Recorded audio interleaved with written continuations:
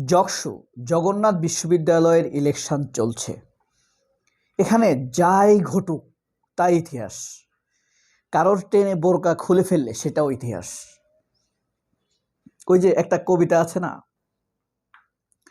আমার সামনে এসেছো আজ প্রথমবারের মতো, দিন গড়াবে রাত গড়াবে তোমার পলক গুনবো আমি, যাইবে কেটে প্রভাত কত। হ্যাঁ, প্রথম যখন কেউ স্ত্রীকে বা বিয়ে হওয়ার পর স্ত্রীকে বা প্রেমিকাকে প্রথম দেখে তখন সেটা ইতিহাস, সেটা মানুষ ভুলে না। যকসুর ইলেকশনও তাই। যকসুর ইলেকশন যদি এখন কেউ ঠেকিয়ে দেয় সেটাও একটা ইতিহাস।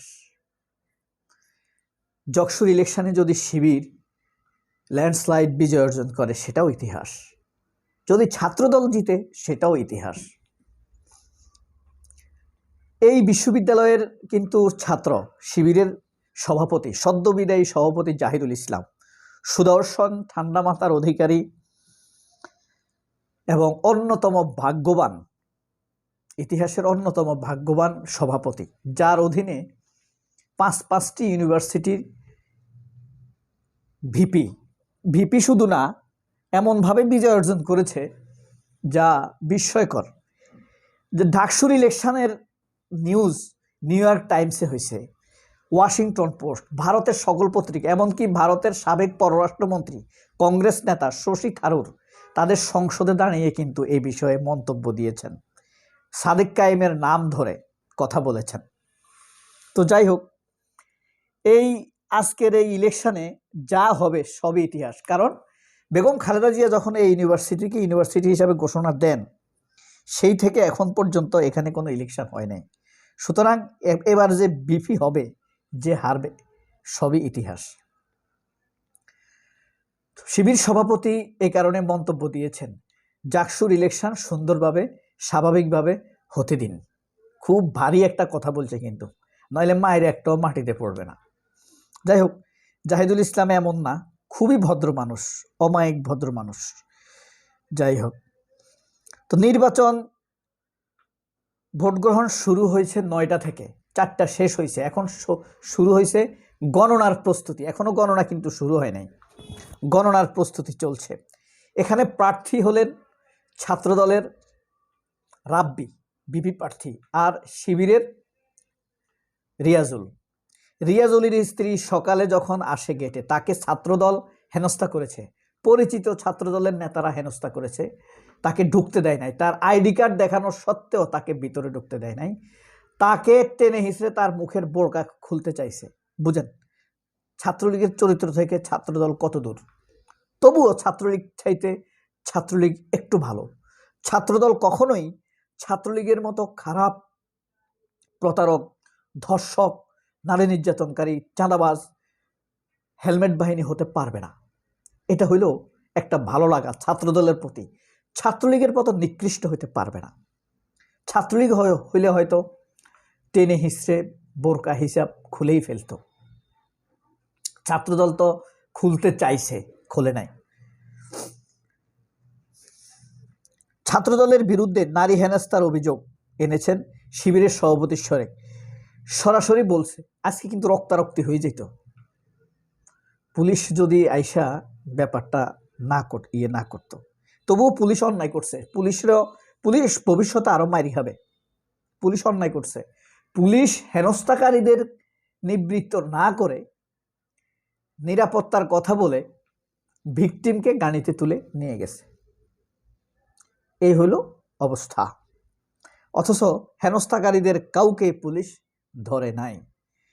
এটা পুলিশের অপরাধ। পুলিশ আমার টাকা খায়, আমার ট্যাক্সের টাকা খায়।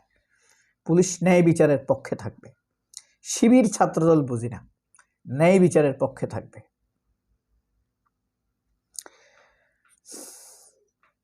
জাকসু নির্বাচন শান্তিপূর্ণ উপায়ে হতে দিন, শিবিরের সাবেক সভাপতি। তিনি কেন বললেন জাকসু নির্বাচনে তার মাথা ঘামানোর দরকার কি? কারণ তিনি জগন্নাথ বিশ্ববিদ্যালয়ের সাবেক ছাত্র। বিজয়ী হোক, যেই শিক্ষার্থী যারাই বিজয়ী হোক তাদেরকে অভিনন্দন জানান। শিবিরের সদ্য সাবেক কেন্দ্রীয় সভাপতি, জগন্নাথ বিশ্ববিদ্যালয়ের সাবেক শিক্ষার্থী জাহিদুল ইসলাম এই আহ্বান জানিয়েছেন। এমন একটি আহ্বান কি ছাত্রদল জানিয়েছে? জানায়নি। এই নির্বাচনে কিন্তু তারেক রহমানের হস্তক্ষেপ আছে। বিতর্কিত কোনো ঘটনা ঘটে যাচ্ছে, তবে যত বিতর্কিত ঘটনা ঘটুক, যত ভালো ঘটনা ঘটুক, সবই ইতিহাস। প্রথম পলক, তোমার পলক পড়বে যত, গড়িয়ে যাবে সন্ধ্যা রাত প্রভাত কত, সব পলকই গুনবো আমি একটি একটি করে, কিন্তু আমি বসে থাকবো তোমার হাতটি ধরে। ওই যে প্রথম দেখা। যাই হোক, যদিও এই ইলেকশনে সবাই ধারণা করতেছে শিবির জিতবে, কিন্তু ছাত্রদল বিতর্কিত কর্মকাণ্ড ঘটাতে পারে বলে আশঙ্কা প্রকাশ করছে। কারণ জগন্নাথের প্রশাসনিক ম্যানেজমেন্ট অনেকটাই ছাত্রদলের হাতে, বিএনপির হাতে। ডাকসুও ছিল, কিন্তু ডাকসুর দিকে সবার নজর থাকার কারণে এটা ছাত্রদল পেরে উঠে নাই। শুরু করছিল শয়তানি পান্দ্রামি, মানে বিতর্কিত কর্মকাণ্ড, সরি। তো এই যে ছাত্রদল আমার দ্বিতীয় ভালোবাসা, ঠিক আছে।